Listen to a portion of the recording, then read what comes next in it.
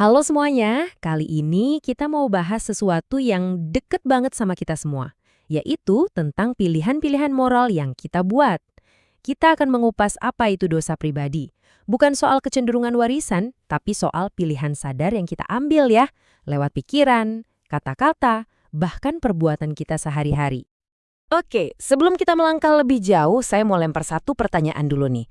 Pernah kepikiran nggak kalau sebuah niat jelek atau hasrat yang cuma ada di kepala, nggak pernah diucapin, apalagi dilakuin, itu udah bisa dihitung sebagai dosa?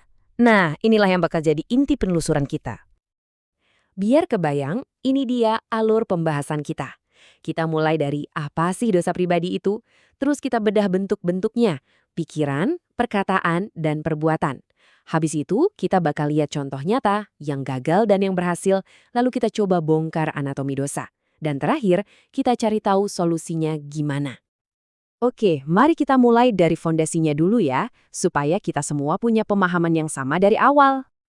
Nah, ini dia kata kuncinya, tindakan sadar. Jadi, dosa pribadi itu adalah momen di mana kecenderungan kita buat berbuat salah yang kadang disebut dosa asal, akhirnya jadi nyata.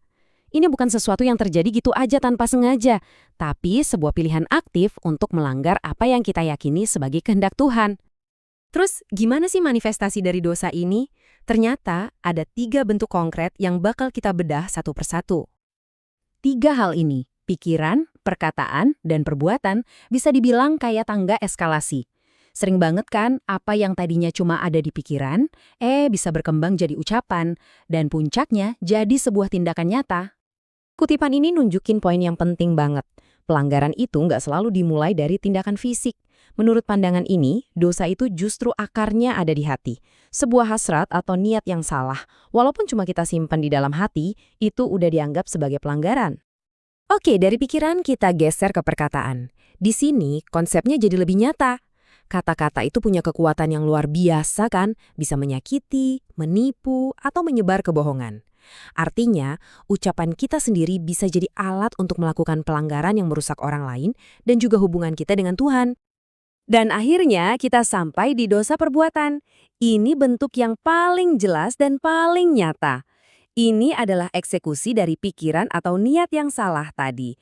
Perintah-perintah yang kita lihat di sini adalah contoh utama dari tindakan-tindakan yang secara terang-terangan dilarang karena sifatnya yang sangat merusak. Oke, teorinya cukup ya. Sekarang, mari kita lihat gimana ini semua terjadi dalam kisah nyata.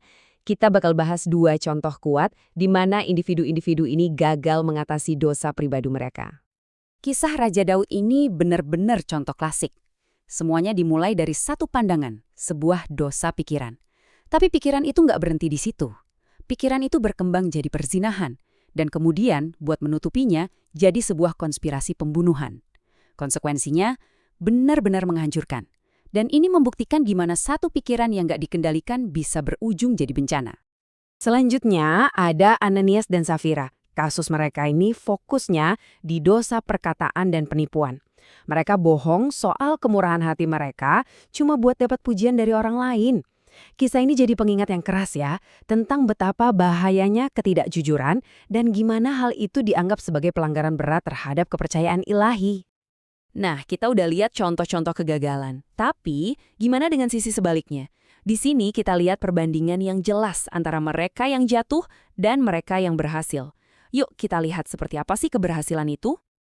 Di bagian ini kita akan fokus ke contoh individu yang berhasil menyelaraskan pikiran, perkataan, dan perbuatan mereka dengan kehendak Tuhan.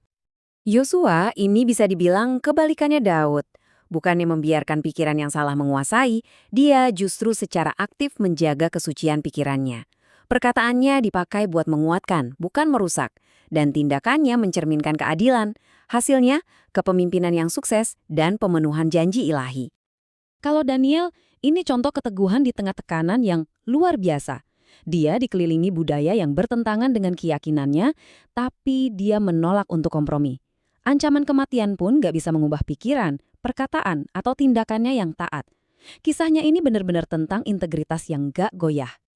Oke, setelah kita lihat berbagai macam contoh tadi, mari kita coba bedah anatomi dosa itu sendiri, pakai kerangka analisis 4 bagian. Kerangka 4 bagian ini benar-benar ngebantu kita buat ngerti. Pertama, deskriptif. Ini cuma ngejelasin apa itu dosa, sebuah pemberontakan. Kedua, diagnostik. Ini ngejelasin kenapa dosa terjadi, karena kelemahan kita dan godaan dari luar.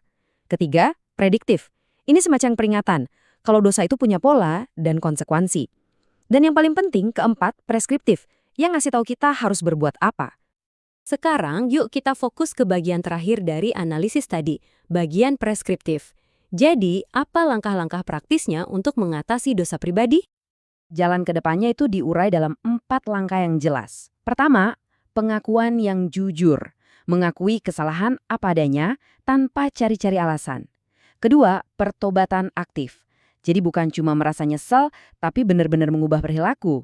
Ketiga, mengandalkan pengendalian oleh Roh Kudus untuk dapat kekuatan.